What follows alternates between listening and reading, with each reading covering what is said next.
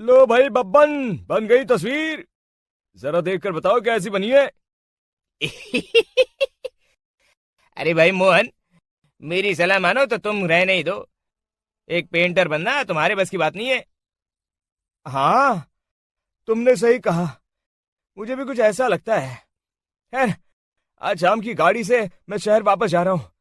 कुछ जरूरी काम आ गया है। शहर से वापस आने के बाद तुमसे मिलता हूँ। मोहन अपने घर के दरवाजे पर ताला लगा देता है और वहां से चला जाता है। फिर उसी रात अचानक तेज हवाएं चलने लगती हैं। चारों तरफ डरावना माहौल बन जाता है। तभी मोहन की बनाई हुई पेंटिंग की वो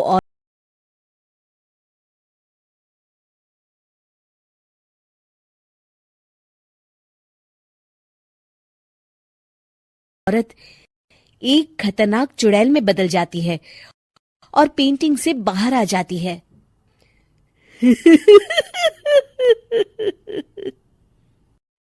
चुड़ैल घर के बाहर चली जाती है। वहीं दूसरी तरफ दो चोर लाला सुखीराम के घर से चोरी करके भाग रहे होते हैं।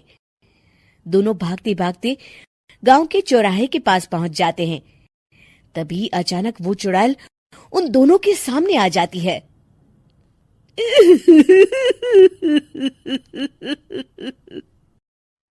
अरे मर गया रे। ये चुड़ैल कहाँ से आ गई? अरे मैंने तो तुझसे पहले ही कहा था कि आज अमावस्या की रात है। आज हमें चोरी नहीं करनी चाहिए। हाँ भाई बिल्ला, तुमने बिल्कुल सही कहा। जरा इसके दांत तो देखो, कितने बड़े हैं। चुड़ैल उन दोनों की तरफ बढ़ती है। अरे चुड़ैल दीदी, तुम चाहो तो ये सारे पैसे और जेवर ले लो, लेकिन हम दोनों को कुछ मत करना।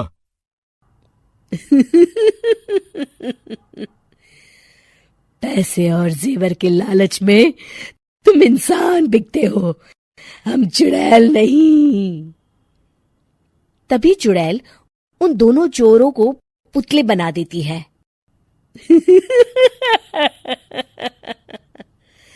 मैं किसी को नहीं छोड़ूंगी। अब कोई मुझसे नहीं बच सकता।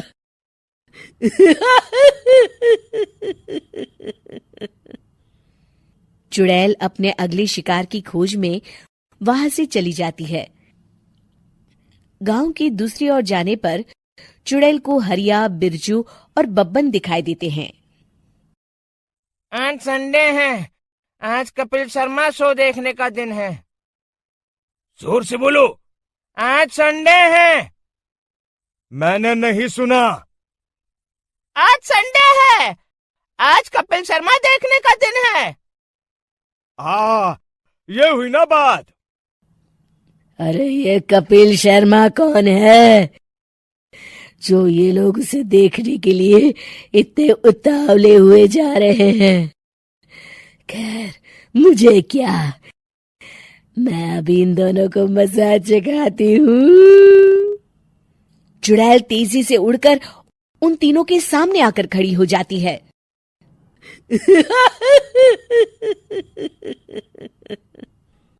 कपिल शर्मा शो बाद में देखना, पहले मुझे देख लो। बब्बन चुड़ैल को देखते ही पहचान जाता है।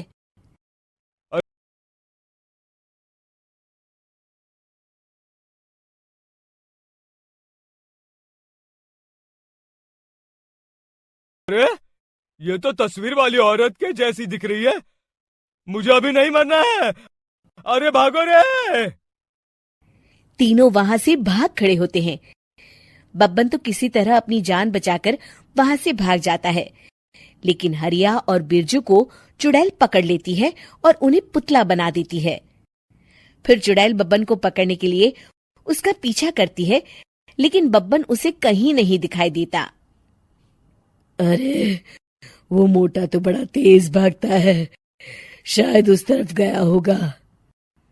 बब्बन एक दीवार के पीछे छुपकर बैठ जाता है और चुड़ैल उसके सामने से आगे निकल जाती है। बाल बाल बच गया। अगली सुबह बब्बन सभी गांव वालों को सारी बात बता देता है।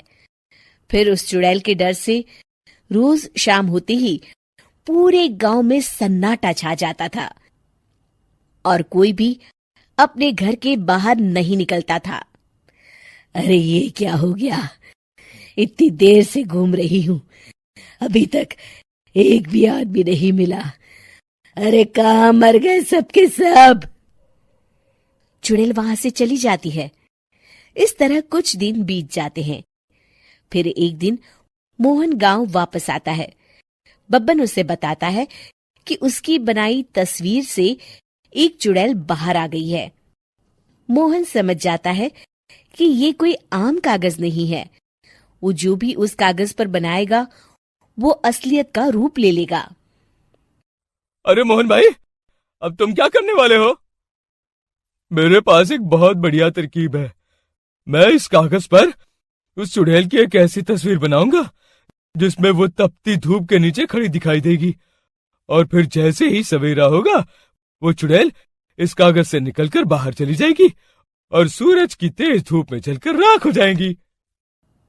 मोहन बिल्कुल वैसे ही तस्वीर बना देता है और जैसे ही सवेरा होता है वो चुड़ैल कागज से निकलकर बाहर धूप में चली जाती है और सूरज की गर्मी बर्दाश्त नहीं कर पाती और जलकर राख हो जाती है।